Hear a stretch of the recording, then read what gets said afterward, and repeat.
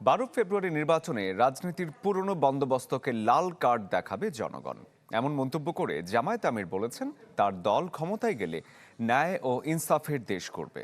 চাঁপাইনবাবগঞ্জ এবং রাজশাহীতে 11 দলীয় জোটের নির্বাচনী জনসভায় এসব কথা বলেছেন জামায়াত ইসলামের আমির ডাক্তার শফিকুর রহমান। নতুন বাংলাদেশ গড়তে এলো জুলফিকার স্টিল। জুলফিকার স্টিল, ইস্পাত দৃঢ় অঙ্গীকার। চাঁপাইনবাবগঞ্জে জামাত নেতৃত্বাধীন 11 দলের নির্বাচনী জনসভায় সকাল থেকে নামে নেতাকর্মীদের ঢল। জামাত আমির ডাক্তার শফিকুর রহমান পৌঁছানোর আগেই কানায় কানায় পূর্ণ নবাবগঞ্জের সরকারি কলেজ মাঠ। দাঁড়িপাল্লার 3 জন জিতার জন্য এসেছে, সেবা করার জন্য এসেছে, তাদের বলুন জিতুন। আমরা বসবাসযোগ্য মানবিক নিরাপদ বাংলাদেশ করতে চাই। বসবাসযোগ্য মানবিক নিরাপদ চাঁপাইনবাবগঞ্জ আমরা করতে চাই। দুপুর 12:30টার কিছু পরে জনসভায় যোগ দেন জামাত আমির। বক্তব্যের শুরুতেই বলেন, সারা দেশে দাঁড়িপাল্লা জোয়ার উঠেছে। নির্বাচনে জয়ী হয়ে দেশ সেবার সুযোগ পেলে কৃষি শিল্পে সমৃদ্ধ হবে চাঁপাইনবাবগঞ্জ। ডাক্তার শফিকুর রহমান বলেন, 12 ফেব্রুয়ারির নির্বাচনে পুরনো বন্দোবস্তকে বয়কট করবেন ভোটাররা। 12 তারিখ দুটি ভোট, কয়টা? একটা হচ্ছে পুরানো বন্দোবস্তকে লাল কার্ড, নতুন বন্দোবস্তকে আহলান সাহলান ওয়েলকাম স্বাগতম। এটার জন্য কি হবে?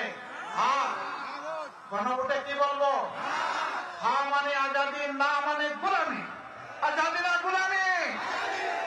নবাবগঞ্জ সরকারি কলেজ মাঠের এই নির্বাচনী জনসভায় জেলার 3টি সংসদীয় আসন ঘিরে নিজের পরিকল্পনার কথা তুলে ধরেন জামাত আমির ডাক্তার শফিকুর রহমান। প্রতিশ্রুতি দেন, আসছে নির্বাচনে জয় পেয়ে সরকার গঠন করলে এই অঞ্চলের মানুষ পাবেন একজন মন্ত্রী। এরপর রাজশাহীর গোদাগাড়ীতে নির্বাচনী পথসভায় অংশ নেন জামাত আমির। আহ্বান জানান দেশের বাক পরিবর্তন ও সঠিক পথ বেছে নেওয়ার নির্বাচনে সবাইকে সতর্ক থাকার, ক্ষমতায় গেলে সবার জন্য ন্যায় ও ইনসাফের দেশ গড়ার প্রতিশ্রুতিও দেন তিনি।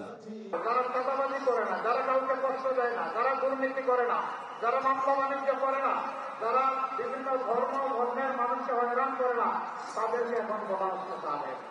এর আগে দিনের প্রথম জনসভায় নওগাঁয় জামাত আমির জানান, দীর্ঘদিন বিভেদের রাজনীতির বলি হয়েছে দেশের মানুষ।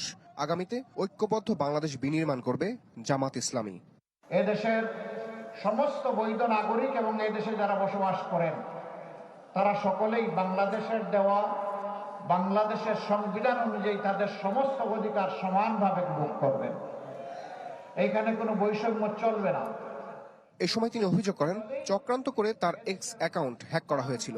দোষীদের শনাক্ত করা হয়েছে, অথচ এ নিয়ে নোংরা রাজনীতি করেছে একটি মহল।